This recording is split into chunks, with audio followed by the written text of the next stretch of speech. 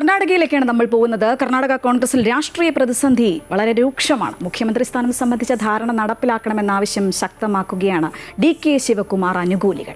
ഈ ആഴ്ച തന്നെ പ്രശ്നപരിഹാരം ഉണ്ടാകുമെന്നാണ് കോൺഗ്രസ് ഹൈക്കമാൻഡ് ഉറപ്പ് നൽകിയിട്ടുള്ളത്. കൂടുതൽ വിവരങ്ങളുമായി KK പ്രശാന്ത് ചേരുകയാണ്. പ്രശാന്ത്, സിദ്ധരാമയ്യ പക്ഷവും DK ശിവകുമാർ പക്ഷവും തമ്മിൽ നല്ല അടിയാണ്. അതുകൊണ്ട് തന്നെ മല്ലികാർജ്ജുൻ ഖാർഗെ എത്തി പ്രശ്നപരിഹാരത്തിനായിട്ടുള്ള ചർച്ചകൾ നടക്കുമെന്നൊക്കെ അറിയുന്നു.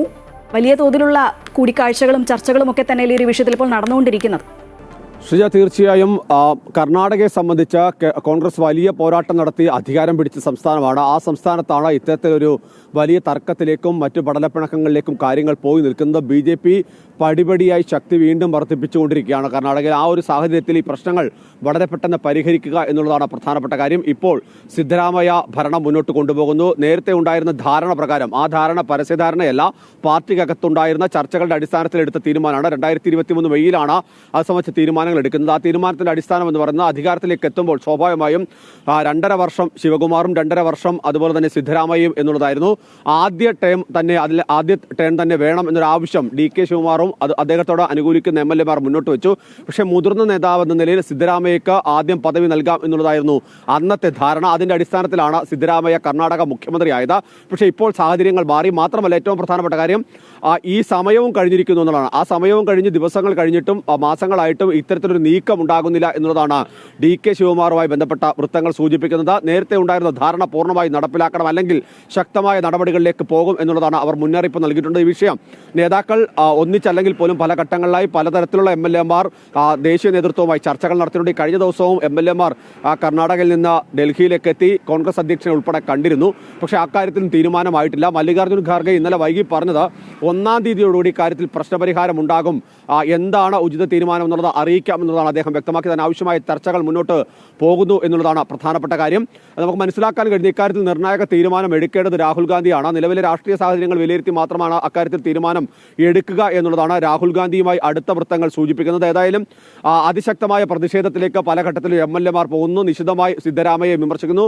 അതേസമയം തന്നെ സർക്കാരിന്റെ സംവിധാനങ്ങളുമായി ബന്ധപ്പെട്ട യാതൊരു തരത്തിലുള്ള പരാതിയും ജനങ്ങൾക്കില്ല. അങ്ങനെ ഒരു സാഹചര്യത്തിൽ എന്തിനാണ് പുതിയൊരു മാറ്റത്തിലേക്ക് പോകുന്നത് എന്നുള്ളതാണ് സിദ്ധരാമയ്യക്കൊപ്പം നിൽക്കുന്ന MLA മാർ ചോദിക്കുന്നത്. ഏതായാലും 2 തട്ടിലേക്ക് MLA മാർ മാറിയിട്ടുണ്ട്. ഇതോടുകൂടി തന്നെ ഭരണ പ്രതിസന്ധി രൂക്ഷമാണ് എന്നുള്ളതാണ് BJPയും മറ്റ് ഘടകകക്ഷികളുമെല്ലാം തന്നെ ആരോപിക്കുന്നത്. ശക്തമായ പ്രതിഷേധം ഉയർത്തുമെന്ന് അവർ വ്യക്തമാക്കിയിട്ടുണ്ട്. സംസ്ഥാനത്തെ ഭരണത്തെ സാരമായി ബാധിക്കുന്ന തരത്തിലേക്ക് നേതൃത്വത്തിലെ ഇത്തരത്തിലുള്ള തർക്കങ്ങൾ മാറിയിട്ടുണ്ട് എന്ന് തന്നെയാണ് അവർ ആരോപിക്കുന്നത്. അതുകൊണ്ട് തന്നെ അങ്ങനെയുള്ള പ്രതിസന്ധി, അതായത് ഈ MLA മാർക്കിടയിലുള്ള തർക്കം പരിഹരിക്കണം, ഒപ്പം തന്നെ അത് വേഗത്തിൽ പരിഹരിക്കുകയും വേണം. അല്ലെങ്കിൽ BJP കുറെ കൂടി ശക്തമായ പ്രതിഷേധവും ഒക്കെ തന്നെ വലിയ ആരോപണങ്ങളൊക്കെ ഉയർത്താനുള്ള ഒരു സാധ്യതയുണ്ട്. അതുകൊണ്ട് തന്നെയാണ് തിടുക്കപ്പെട്ട ഡൽഹി കേന്ദ്രീകരിച്ച് ഒരു ചർച്ച മുന്നോട്ട് പോകുന്നത്. ശ്രീജ, ബീഹാറിലെ കാര്യം കൂടി ചോദിക്കാനുണ്ട്. നമുക്കറിയാം, വലിയൊരു തോൽവിയാണ് അവിടെ കോൺഗ്രസിനുണ്ടായത്. NDA സർക്കാർ അധികാരം ഏറ്റെടുത്ത് കഴിഞ്ഞു. അവിടെ മന്ത്രിസഭ സത്യപ്രതിജ്ഞ ചെയ്ത് അധികാരമേറ്റ് കഴിഞ്ഞു. പക്ഷേ ഇപ്പോഴും എന്തുകൊണ്ടാണ് തോറ്റത് എന്നുള്ളൊരു കാര്യം ഇപ്പോഴും കണ്ടെത്താൻ കോൺഗ്രസിനായിട്ടില്ല. ഇന്ന് AICC യോഗം ചേരുന്നു എന്നുള്ളതാണ് അറിയാൻ കഴിയുന്നത്. വിവരങ്ങൾ എന്തൊക്കെയാണ്? ശ്രീജ, ബീഹാറിനെ സംബന്ധിച്ച് ഒരുപക്ഷെ കോൺഗ്രസും മഹാസഖ്യവും വലിയ പ്രതീക്ഷ ഒരു ഘട്ടത്തിൽ വെച്ച സംസ്ഥാനമാണ്. വോട്ടർ അധികാര യാത്രയും അതുപോലെ തന്നെ ബീഹാർ അധികാര യാത്രയും ഒക്കെ 2 നേതാക്കൾ തേജസ്വിയും രാഹുലും ഒക്കെ നടത്തി ഒന്നിച്ച് വലിയ തരത്തിലുള്ള പോരാട്ടങ്ങളൊക്കെ കൊണ്ടുവരികയൊക്കെ ചെയ്തു. പക്ഷേ അതൊന്നും തന്നെ തുടക്കത്തിലുണ്ടായ ഒരു മേൽക്കോയ്മ പിന്നീട് നിലനിർത്താൻ കഴിയുന്ന സഖ്യത്തിലെ പാളിച്ചകളൊക്കെ തന്നെ അതിൽ തിരിച്ചടിയാകുകയൊക്കെ ചെയ്തു. BJP ആണെങ്കിൽ വലിയ തരത്തിൽ പോരാട്ടം നടത്തുകയും ഒപ്പം തന്നെ ഈ വെല്ലുവിളികളെല്ലാം അറിയുന്ന ചരിത്ര നേട്ടം ഉണ്ടാക്കുകയും ഒക്കെ ചെയ്യുന്നു. സർക്കാർ ഉണ്ടാക്കുന്നു. അങ്ങനെ ഏറ്റവും പ്രധാനപ്പെട്ട നീക്കങ്ങൾ നടത്തുമ്പോൾ കോൺഗ്രസിനെ സംബന്ധിച്ച വലിയ തിരിച്ചടി ഉണ്ടായി എന്നുള്ളതാണ് ഏറ്റവും പ്രധാനപ്പെട്ട കാര്യം.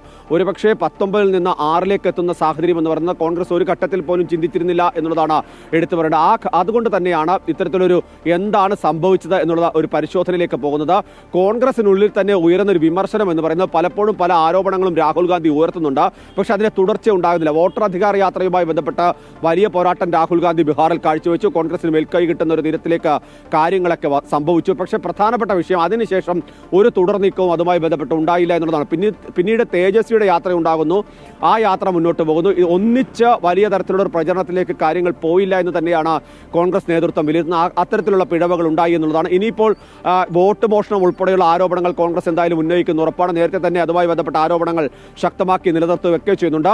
അക്കാര്യത്തിൽ എന്ത് നിലപാട് ഇനി തുടർന്ന് അങ്ങോട്ട് സ്വീകരിക്കുമെന്ന് ഹരിയാനയിലെ ചില കാര്യങ്ങളൊക്കെ തന്നെ ഈ കഴിഞ്ഞ ദിവസങ്ങളിലൊക്കെ പുറത്തു കൊണ്ടുവരാനുള്ള ശ്രമം കോൺഗ്രസിന്റെ ഭാഗത്തുണ്ടായിരുന്നു. ഇനി ബീഹാറുമായി ബന്ധപ്പെട്ട കൂടുതൽ കാര്യങ്ങൾ പുറത്തു കൊണ്ടുവരാനുള്ള നീക്കം ആരംഭിക്കുമെന്ന് നേരത്തെ തന്നെ കോൺഗ്രസ് നേതാക്കൾ വ്യക്തമാക്കിയിട്ടുണ്ട്. അതുകൊണ്ട് തന്നെ അതിന് ശ്രദ്ധ കേന്ദ്രീകരിക്കാനായിരിക്കും ഇന്നത്തെ യോഗത്തിൽ ശ്രദ്ധിക്കുക. ഒപ്പം തന്നെ ബീഹാർ ഉൾപ്പെടെയുള്ള സംസ്ഥാനങ്ങളിൽ കുറെ കൂടി ശ്രദ്ധ കേന്ദ്രീകരിച്ച താഴെ തട്ട് മുതൽ പ്രവർത്തകരെ സജ്ജരാക്കി മുന്നോട്ട് പോകേണ്ട നിർദ്ദേശമാണ്. മറ്റൊരു പ്രധാനപ്പെട്ട കാര്യം, പശ്ചിമബംഗാൾ തെരഞ്ഞെടുപ്പിലേക്ക് പോവുകയാണ്. കേരളം പശ്ചിമ ബംഗാൾ ഒക്കെ തെരഞ്ഞെടുപ്പിലേക്ക് പോവുകയാണ്. കേരളത്തിൽ എന്തായാലും രാഷ്ട്രീയ അടിത്തറ ശക്തമാണ് എന്ന് കോൺഗ്രസ് വിലയിരുത്തുന്നുണ്ട്. മറുവശത്ത് പശ്ചിമ ബംഗാളിൽ ഇപ്പോഴത്തെ സാഹചര്യത്തിൽ കോൺഗ്രസ് ഒരു തരത്തിലും അവിടെ ഏതെങ്കിലും തരത്തിൽ പ്രതിഷേധങ്ങളിലേക്ക് പോകുന്ന സാഹചര്യം ഉണ്ടായാൽ SIR-മായി ബന്ധപ്പെട്ട തൃണമൂൽ അതിശക്തമായ പ്രതിഷേധം നടത്തുകയാണ്. പക്ഷേ അവിടെയൊന്നും കോൺഗ്രസ് ഇല്ല എന്നുള്ളത് ഒരു പ്രധാനപ്പെട്ട വിഷയം തന്നെയാണ്. കോൺഗ്രസ് ഒരു ഘട്ടത്തിൽ ഭരിച്ചിരുന്ന സംസ്ഥാനം കൂടിയാണ്. അതുകൊണ്ട് തന്നെ ഇത്തരം സംസ്ഥാനങ്ങളിൽ കൂടി ശക്തി വർദ്ധിപ്പിക്കുകയോ അല്ലെങ്കിൽ സ്വാധീനം ഉറപ്പിക്കുകയോ ചെയ്യാൻ വേണ്ടിയുള്ള പ്രവർത്തനങ്ങൾ കൂടി ഇന്നത്തെ യോഗം ഒരു നിർണായക തീരുമാനമെടുത്തേക്കും. ശ്രീജ. ശരി പ്രശാന്ത്, ദേശീയ തലത്തിലെ 2 പ്രധാന വാർത്തകളുടെ വിവരങ്ങൾ പങ്കുവയ്ക്കുകയായിരുന്നു AK പ്രശാന്ത്.